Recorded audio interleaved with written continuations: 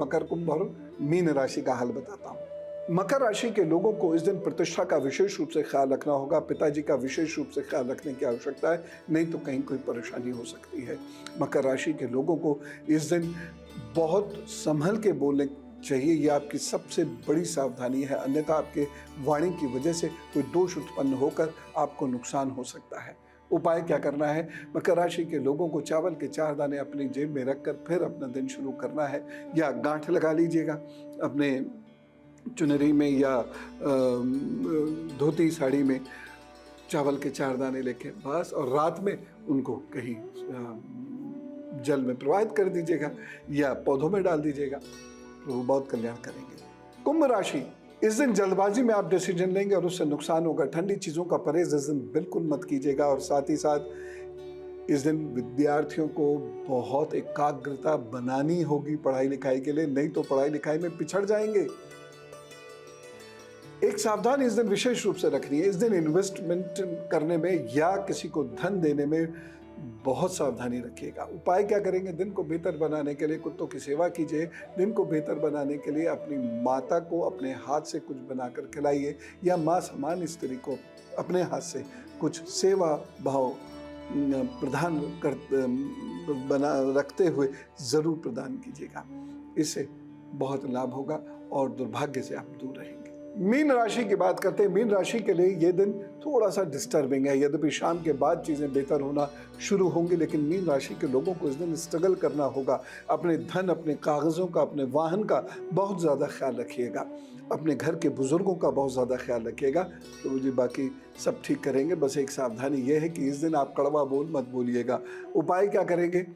इस दिन आप 5 फलों का दान अवश्य कर दीजिएगा, और 5 फल नहीं मिल पाए तो सब्जियों का दान जरूर कर दीजिएगा। किसी भी जरूरतमंद व्यक्ति को प्रभु जी की कृपा प्राप्त होगी और आपका दिन अच्छे से बीतेगा। राम राम गुरु जी, आपको शत प्रणाम। राम गुरु जी, मेरा नाम सविता है। डेट ऑफ बर्थ बताइए। मेरा 12 सितंबर 1984। बर्थ प्लेस है सोनीपत, हरियाणा। और बस टाइम है गुरु जी 8 बजे से 8:30 सुबह, 8 और 8:30 के बीच में सुबह।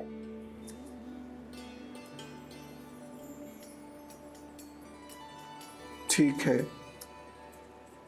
गुरु जी, थोड़ी फाइनेंशियली प्रॉब्लम ज्यादा चल रही है। मैं अपनी जॉब के लिए पूछना चाह रही थी आपसे कि मैं गवर्नमेंट जॉब की तैयारी कर रही हूँ। मैं बताता हूँ अभी आपको, लेकिन चूंकि टाइम में बहुत फर्क है इसलिए मुझे कुछ चीजें पूछनी है। क्या आपके दांत टेढ़े मेढ़े हैं? नहीं गुरुजी, टेढ़े मेढ़े नहीं है दांत। आगे दांत ऊपर नीचे तो नहीं चढ़े हुए हैं?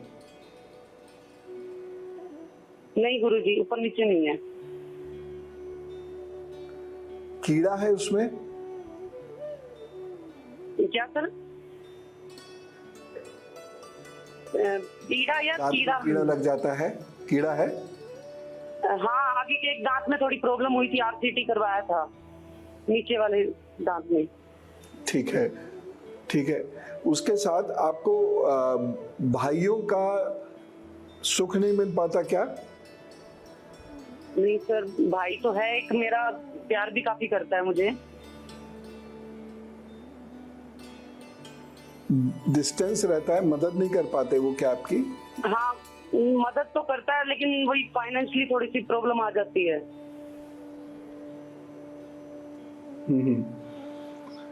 क्योंकि आधे घंटे का टाइम डिफरेंस है ना, तो मुझे आधा घंटा तो बहुत हो जाता है ज्योतिष में, यहाँ तो 3 मिनट 40 सेकंड में भाग्य बदल सकता है, तो इसीलिए मुझे वो चीजें तय करनी पड़ती हैं।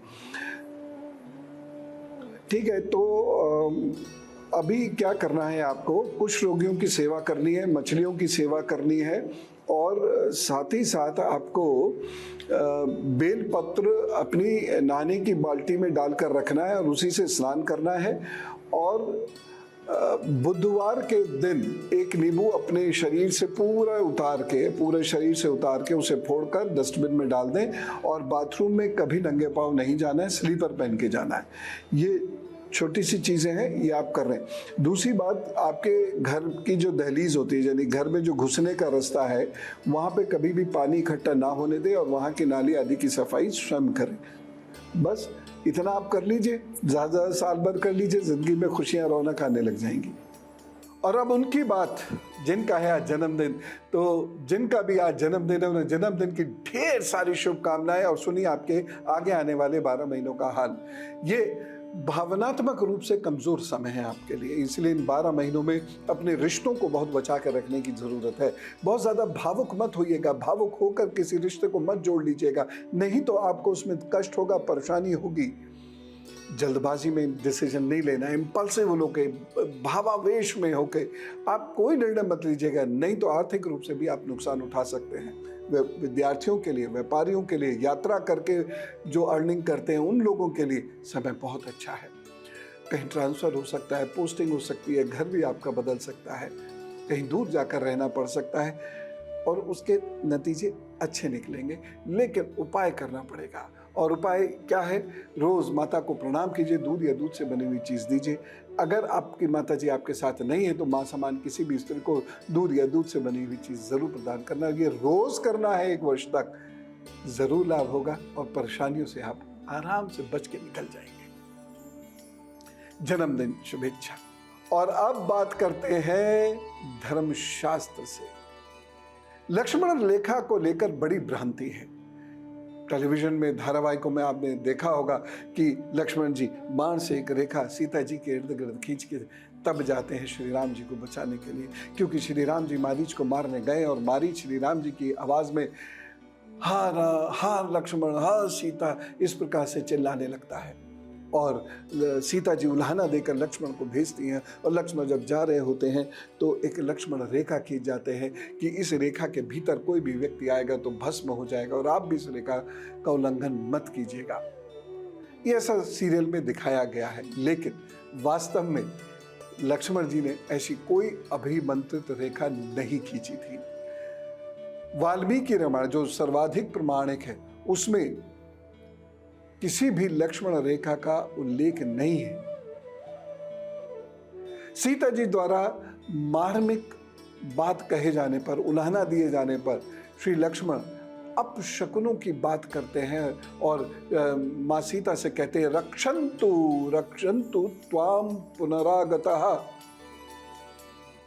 रक्षन्तु त्वाम पुनरागतः, मतलब वन के संपूर्ण देवता आपकी रक्षा करें, क्योंकि इस समय मेरे सामने बड़े भयंकर अपशकुन प्रकट हो रहे हैं, जिसकी वजह से मैं बहुत परेशान हूं।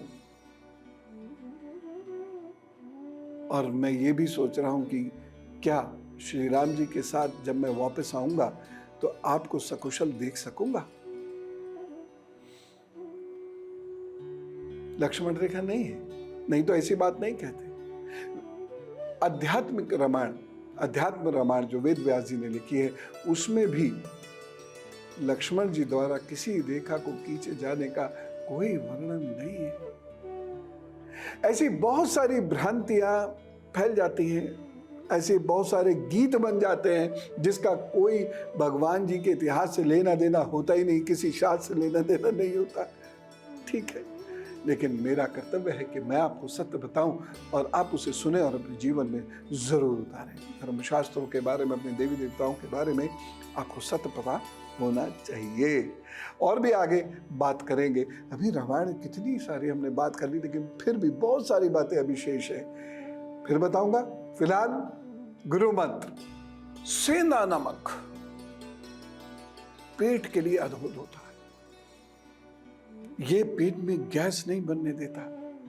वैसे भी सेंधा नमक का ही सेवन करना चाहिए।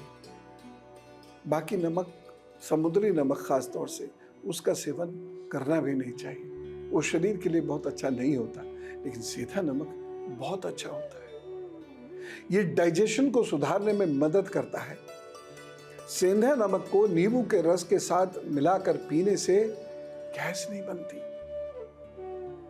कुछ लोगों की आदत होती है अफरने की, पेट अफरता है उनका, यानी पेट फूल जाता है। तो वो लोग भी यदि सेंधा नमक और नींबू का जल पीते हैं तो उनको पेट अफरने की समस्या से मुक्ति मिल जाती है। आज हमने बहुत सारी बातें की। केतु से पिंड आपका छूटे, बुरा केतु अच्छा केतु बन जाए तो आपकी जिंदगी में झंडा जरूर फहरा जाएगा, झंडे जरूर लग जाएंगे, प्रतिष्ठा अपनी चरम पे पहुंच जाएगी, भक्ति आपको प्राप्त होगी, गुरु प्राप्त होंगे, उच्च कोटि का धन आपको प्राप्त होगा और राजनीतिक सामाजिक क्षेत्र में आप उन्नति करेंगे। तो मेरी बातों को ध्यान रखिएगा और उपाय जरूर कर लीजिएगा। अगर कहीं भी लक्षण आपको दिखते हैं परेशानी के तो आपका दिन बहुत अच्छे से बीते इस कामना के साथ। राम राम, नमस्कार, भारत माता की जय।